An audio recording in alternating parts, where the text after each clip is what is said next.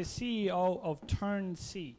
Okay, so what they do is they help organizations to get better venue matches. Okay, also she's in PR for the last 10 years, creating business events, doing as a planner. Okay, so I'm really interested to hear what insights she's going to share with us. Also, she's in the top 30 under 30 in the Sunday Business Post. The first last year, sorry, excuse me, last year, that's okay. That's still good, though, it's still good. Okay, and I've never met a top 30 under 30 before, so I'm pretty excited about that. Also, she's a speaker and an activist. She's a chapter leader at Travel Massive Ireland, which I don't know what that is, so I'm excited to hear what that is. And also, she's going to be talking about how to start networking from scratch in a new country. So I know all of us are from different places. Some of us may be quite new in the country, in which case this will be very topical. But what's important, I think, when networking is trying to figure out when to network, where to network, and how to get started. And obviously, because we live in a digital world now, the digital revolution started 40 years ago.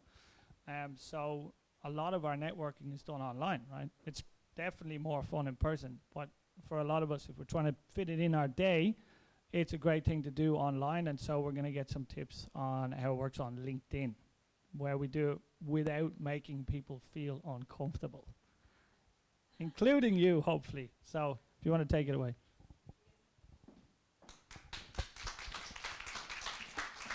Thank you. 1, 2, yeah, it's working. I prefer this kind of microphone. I don't know, I just feel much more connected and I can hear myself. It's just a personal preference. My name is Pauline, and thank you very much, Lloyd, for a beautiful introduction. It was really, really lovely. Thank you for mentioning everything. I'm 30 years old now, so I didn't make the list. I made the list last year. I was very, very proud. There's all sorts of awards and things that sometimes matter, sometimes do not matter. Sometimes it's who you know, sometimes you deserved it. This was my personal dream and a goal, so it matters the most to me that happened. It was like a goal. I came to Ireland when I was 15 and a half years old, and I emigrated from Poland with my parents. And as some of you who lived in other countries, I didn't know anybody when I moved to Ireland. No aunts, no uncles, no cousins, absolutely zero. And when I went to school, I did 5th year and 6th year and Leaving Cert and then college. It was then when I started to build my network, because all of a sudden, now in my adult life, I'm being invited for an event by a person who went to school with me, or I was being recommended for an award by a person who studied something with me. So the key to networking or getting to know people is doing stuff, not sitting at home, going out there, meeting people. Most of these events that we are attending are either free or they are not expensive. So it's absolutely necessary and crucial to go and attend these events. But for me, networking, you know, Wojciech and Patricia spoke a lot about small talk and how to network. One of my mentors told me that if you want to be good in sales, in selling yourself, is to ask a lot of questions, actually. So like Wojciech said, don't talk about yourself, ask a lot of questions about the other person, where you came from, what do you like, what do you do, and genuinely be interested. Don't do it just to look nice in front of that person. If you are genuinely interested in people and in another person, and if you can learn from them, that's great. Ask a lot of questions. But you know, when you want to become someone in an industry, or if you want to be seen as a certain person, you have to have a brand. And no matter what you do, if you are an entrepreneur, if you are working, if you're a beauty artist, a painter, artist, photographer, whatever, you need to have a personal brand. And a personal brand is how other people see you, not how you see yourself. But you can control that conversation. You can control that message. You can steer the conversation and the messages that go out, and you can control, to an extent, how other people see you.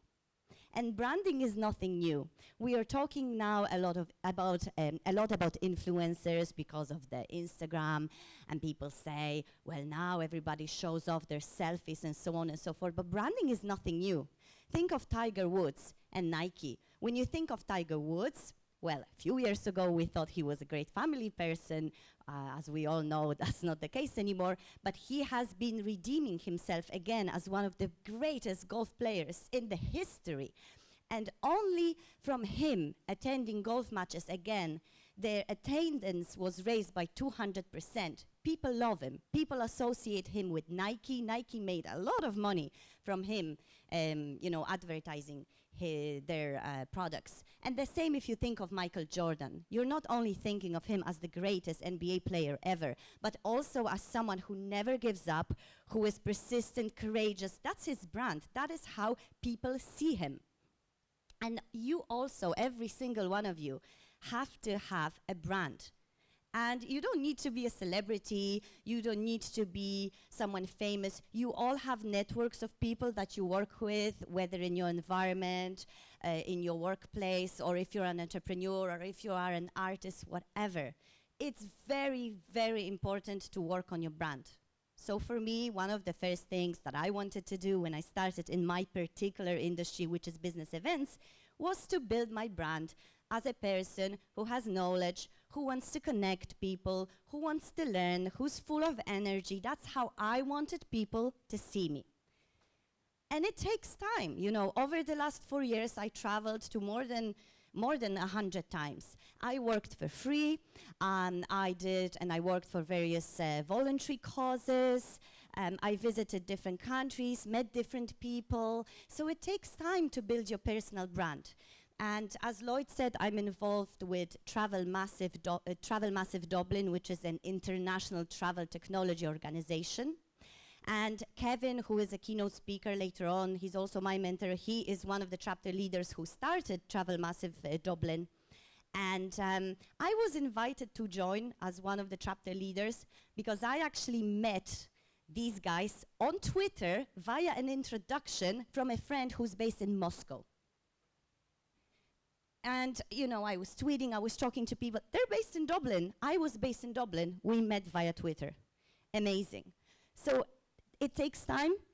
You need to do a lot of work, but it is very, very good to work on your personal brand. And a lot of people, I did an accelerator, I raised investment, I worked with different enterprise companies, and I had few advisors, very good business mentors, mostly older than me and more experienced, and they said to me, Pauline, you know, you post a lot on LinkedIn, you post a lot here and there, you should separate your personal brand from the companies you are trying to create. And you know what? I don't want to do that, because I actually think that the best companies and the best brands in the world all have a person behind it. Just think Apple, Steve Jobs. He's now treated like a god. He's dead. You have various beautiful shops that are treated like churches, and you have him. Mark Zuckerberg, Facebook.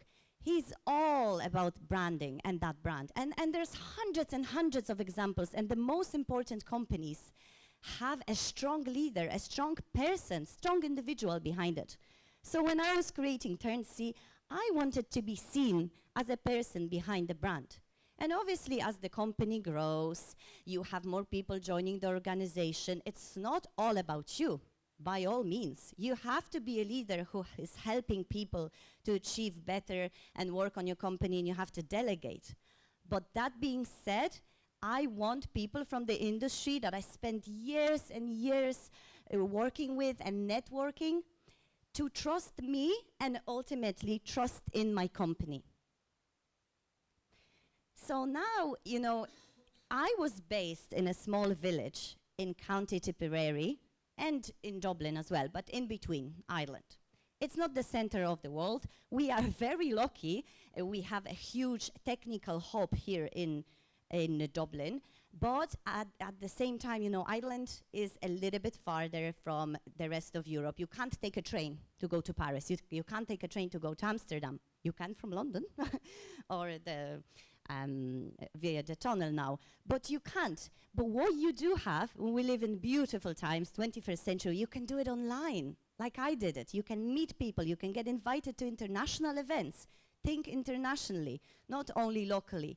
That is what the internet gives you. That's the power of the internet. And one of the most important networks now to do it, that is not overcrowded, that you don't need to pay a lot of money, that you can have a huge organic reach, is LinkedIn. 260 million daily active business users, okay? And a lot of people who are in business or who are working for someone, they are scared of LinkedIn. Well, if I have a beauty salon, why would I be on LinkedIn? Well, you can talk about how, how you would save someone like me who travels a lot, and often after my traveling, I look like shit, so I need to go then and speak at an event, and I want to know how to get rid of my jet lag and how to look better. That would be a totally great blog on LinkedIn. So don't be afraid of using LinkedIn, even if you don't think that your job or your passion or business are particularly business-focused, kind of, if you know what I mean. Everything can be. There are hundreds of... We had someone who is training parents and children. These are people. These people have children. They want to have a better work-life balance. Why wouldn't you use LinkedIn and talk about it? You know, and a lot of people are afraid of that. And I always say, please, oops, please do it. So I don't know what happened there. Yeah, perfect. Probably was just technical glitch. So I'm not going to tell you much about how to do LinkedIn and whatever. There's so many different articles and free blog posts, but you have to invest in picture. We had an amazing photographer, Lucas. He could take a great photo of you. You do have to invest in a nice profile photo. You alone with a big smile, or you doing something. I have a picture as a speaker, because I want to get more speaking gigs. So when people go onto my profile, I want them to see that I am a speaker. So picture, nice summary about you, not too much, don't be full of shit. A lot of people who are very, very important on LinkedIn have very small summaries. And then people who are not so great, they have so much and so many awards and so many great things. Be humble, down to the point, nice, good summary. And endorsements. You have this great thing on LinkedIn. People can endorse your skills, and they can write a recommendation, and do reach out to people and ask them, if you like Wojciech's presentation today, please do endorse him on LinkedIn. Public speaking, endorse, endorse, endorse. It's important, It's like a solid handshake on LinkedIn. Someone sees you, they see good photo, they see nice summary, they see some endorsements. That's what people look at. Showcase your knowledge on LinkedIn. You can share and write native articles on LinkedIn. It's a great tool, actually.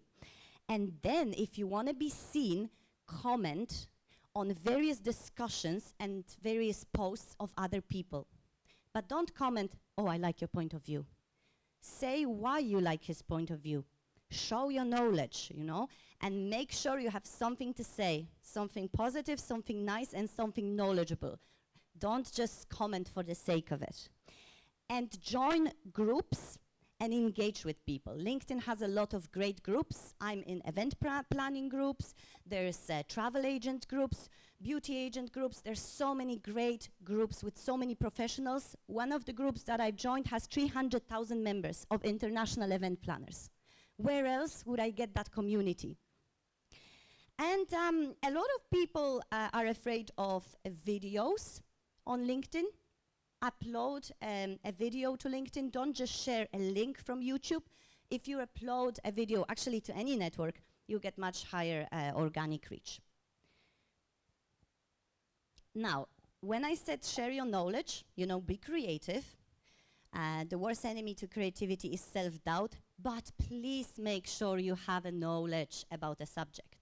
You don't have to have university degrees, read a lot of books, watch a lot of movies, talk to a lot of people, but make sure you have some kind of knowledge, because it's all about values. Do not, and please do not spam out messages on LinkedIn, private messages trying to sell to people. Whenever I add someone on LinkedIn, they send me an invite, and then a minute after, I get a long message with the sales pitch. Do you know what I do? Blog, blog, blog, blog, blog, blog. And hundreds of people do it. I absolutely hate it. There's so many people sending these messages. You know, you're not standing out by sending sales messages. Be nice. Lovely to connect to you. How are ya? Something in common. Oh, I see that you live in Dublin. You know, I used to live there for 2 years. Something cool. Connect to people. What you do in real life, what you learned from Wojciech and Patricia, actually do it online. It works the same. And share updates or awards in your posts. Don't share selfies, but share something, you know, you with other people. It's very good to share updates or that we're here at this event. And LinkedIn is also very, very good to actually promote events, to invite people, to post an invitation to an event. But try not to sell too much on LinkedIn, basically, is what I'm trying to say. Now, if you want to become an expert or a niche expert in your industry, you have to serve one particular interest group. And notice that the examples that I gave you of cool people, of entrepreneurs like Steve Jobs, Michael Jordan, of celebrities, they all have one, or they all show one particular interest. If you think of Michael Jordan, you think of basketball. If you think of Tiger Woods, you think of golf. If you think of Wojciech, you think of networking. If you think of me, probably now that we know each other, you would think about events, business events. So the more niche you are, the kind of cooler, closer interest you represent, the better. Ewa Kodakowska is one of the most important or famous Polish trainers, fitness trainers, and she's all about fitness. Lewandowski is all about football. So try to represent one interest group. And the same if you are, let's say, if you like beauty and you have a beauty salon, but maybe you specialize in beauty for older women, anti-aging, that's your expertise. So the more niche you go, the better. And then you represent that interest on social media, in real life, but also on social media. And why is that? Because then, if you do represent one particular interest, it's easier to give value to people. Give value to your followers. Give value to people who read your posts. Simple example, we are at this event, and if I was to post a photo of me enjoying this event on LinkedIn, this is Pauline having a great time with everybody. What value do you get as my follower from this post? Zero. Oh, great, she's at another event. But if I wrote that today I learned from Wojciech that the Queen is using this small talk technique to ask a lot of questions, to make small talk interesting, and then progress the conversation, and I'm at this wonderful event, the same photo, totally different content. You show that you care, you give value to people, and that's very, very crucial. And if you can give value in your particular interest, into your particular interest group, because you represent that interest, that's what it's all about. Building your brand, networking, showcasing your knowledge. The sales will follow. So, yeah, this is what we spoke about. If you attended an event and you want to talk about it, but give value. Tell them about the lessons you learned, not just about the selfies. Write good content based on a lot of reading. We talk about that. Think of what you post every single time. And it would be lovely if you went away with this notion, if there's anything that I can leave you with, that notion of, am I giving value? Am I giving value? Am I giving value to another person? And plan it out, map it out. How many times you're going to be posting? You need to have a strategy. And of course, you can go to an expert agency who's going to map it out for you. But even if you just do it for yourself, think about it, test a little bit. I run a group on Facebook and on LinkedIn called Female Event Planners. And I've noticed that my posts are mostly visible if I post about 8:30. People are traveling to work, so they're checking their phone. Or 7, 8 p.m. when they come home. But I did it because I was doing a lot of testing, and then I mapped it out. So even if I was tonight at this event, this is actually a good timing. But if I was attending this event at 11 a.m., I would actually post at 7 p.m. because I know, I tested and I planned it out, that this is when my audience is online. And it's all about them, it's not about you. It's all about them. So you might not heard about it. People who are in social media probably did. There was this social media macro influencer, macro with 2.3 million followers. Loads of followers, making money from Instagram. And she wanted to launch her own brand of t-shirts. That was just last month. And you know what she did? And she only sold 35. She couldn't even sell 36. 2.3 million followers, she couldn't sell 30 t-shirts. Because maybe, you know, people were following her lifestyle, but were they engaged? Did they trust her? It's not about the numbers. As they say, Jesus had 12 followers. Where are we now? It's how people are engaging and if they're going to evangelize your brand. Do you know that in some industries, marketing experts or chief marketing officers are called evangelists from Evangelia, from Evangeli, because they, you know, spread the good word about your company. So you want your followers or people who you are engaging with to basically become your evangelists. If I will go out of this event and I will tell someone, you know what, I was at this event and Wojciech was speaking. He's a great speaker. You know what, you should use his services. That's a success. But I know he would be great because I've experienced it. And I am his follower now, and I will recommend him. And yeah, this is what Patricia said also. It's how you leave other people feel about you.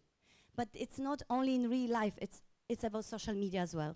How do you leave people feel about themselves when you comment, when you post? Yeah, so this presentation kind of got a bit screwed up. But how do you know what people want to read? I said here, do more research. I said 72%, but actually it's just a number. Do research, ask people, hey guys, in the event planning industry, what do you want to read about? What's missing? I was recently asking my hotel partners, what do they want to read about in the newsletter?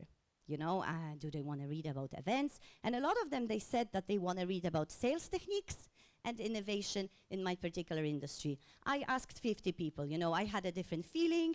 I was like, why am I even trying to figure it out? I'm just gonna ask people. It doesn't hurt. And I did. And so should you. Ask your clients, ask your followers, what do they want to read about? What's missing? Then you will be different. And just one last small post. Videos and podcasts are taking over the world. Podcasts gives you an undivided half an hour attention. You can be doing something, or your listener could be doing something, washing dishes and listening to you. So it's very, very good to start it. It's also very good to start a video. But you have to have a mentality of a video or TV producer. Map it out. Think about it. Make it as a kind of series. We all have our favorite shows, Grey's Anatomy, Game of Thrones. It's a show, it's a series of episodes. So if you want to have a podcast or if you want to have a video, have a title, have episodes, think about when you will be posting, be consistent, because people are just going to find another show if you are not posting 2 weeks in a row. So it's just a little, you know, tip to end with. If you do want to play in that field of podcasts, producing a video, fine and well, but have a mentality of a video producer.